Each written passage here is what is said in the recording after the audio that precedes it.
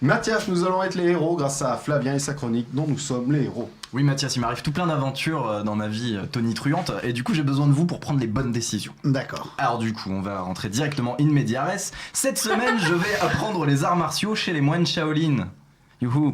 Après une dizaine d'heures en avion, j'arrive au pied du Makalu, le 5e plus haut sommet du monde. Je suis accompagné de mon binôme, un nain aveugle, sourd et manchot.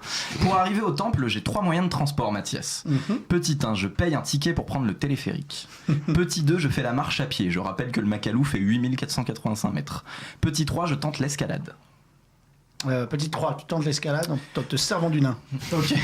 Alors, ça fait des années que j'ai pas fait d'escalade, j'ai tout oublié. Je dirais donc qu'au pif, on peut jaunir à peu près 10% du trajet. Si on veut pas finir en aile de poulet, va falloir assurer sans avaler. Surtout qu'on gère plus trop le dévers passer les 4000 mètres. Sans biscuit ni cachou, on va être obligé de charger. Et puis avec notre camarade, la cordée va devoir être pendulée. En soi, c'est jouable, mais pas en moins de 3 semaines. Et bonne nouvelle, Mathias, je l'ai fait en 2. Je me suis vaguement foulé la cheville en chemin, mais je suis arrivé au sommet. Bon, par contre, on a perdu le nain aveugle, sourd et manchot dévoré par les loups. Du coup, je gagne la carte trauma. Elle nous servira plus tard. Le temple au sommet est majestueux, le ciel est bleu pastel, l'air est frais, j'ai faim. Je sonne à la gigantesque cloche devant le portail en bois. Un groupe de moines Shaolin m'accueille. L'un d'entre eux, caucasien, Didier, joue à l'interprète. Les moines me demandent pourquoi j'ai fait le chemin jusqu'ici. Thibaut, tu es de bons conseils vu le nombre de likes que tu ramasses à chaque statut Facebook. Alors on répond quoi? Petit 1, on est là pour apprendre à se battre. Petit 2, on est là pour apprendre la patience. Petit 3, on est là pour tester le look crâne rasé, ça passera mieux chez les moines et dans la vie en général.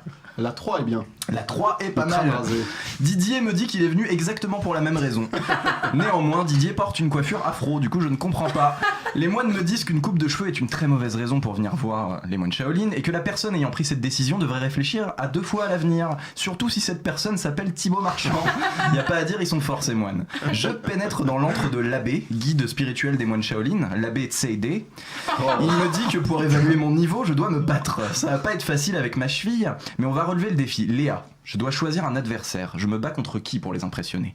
Petit 1, contre un vieux moine tout mignon, 90 ans environ, accroupi tout penaud devant un authentique cactus mexicain qu'il fait pousser avec amour. Petit 2, un moine très musclé au cou épais qui taille un atelier en bois à coups de poing. Petit 3, un enfant moine, la morvonnée qui tente difficilement de répéter des mouvements de kung-fu. Non, le petit vieux au début, le premier, devant son cactus. Ok, très bien, je désigne le vieux, il se relève, sous sa tenue une montagne de muscles. Il s'approche de moi, poing en avant, le premier coup est souvent le plus violent. Je reprends mes esprits. Gilles, le kung-fu t'en es fou? Oui. On pratique quel style? Petit 1, le style de l'homme ivre. Petit 2, le style de la grue. Petit 3, le style obique, qui consiste à changer de couleur pendant le combat. Pardonnez-moi. Le dernier, oui, changer de couleur.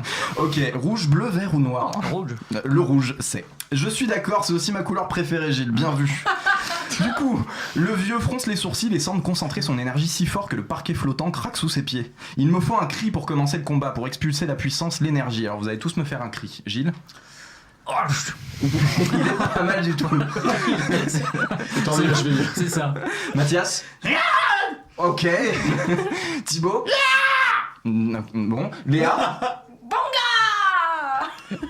C'est pas mal. Alors tout ça était très encourageant les amis, mais je dois avouer que c'est celui de Gilles qui me plaît le plus. D'ailleurs les moines sont d'accord avec moi, hein, c'est le tien le plus flippant. Est-ce que tu veux bien le refaire?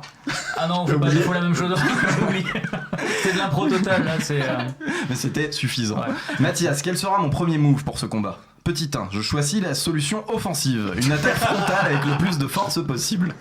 Petit 2, je choisis la solution défensive, j'attends de trouver une faille pour l'exploiter.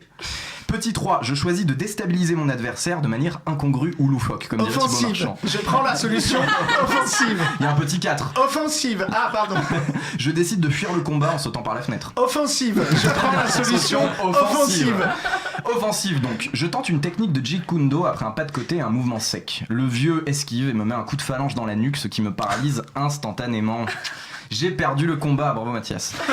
Je suis encore loin d'être au niveau pour prétendre à l'enseignement Shaolin, mais l'abbé Tséide voit que dans mon sac à dos, il y a un paquet de chipster Belin, crackers Belin. Et pour les départager, il va falloir tous les manger. Du coup, il est ému. Je sors la carte trauma qu'on a gagnée en début de chronique. L'abbé est encore plus ému, une petite larme coule autour de son œil borgne. Il me propose un deal. Il accepte en exclusivité pour Japan FM de nous prodiguer un entraînement complet dans la prochaine chronique. Mathias, est-ce qu'on accepte? Oui. Voilà.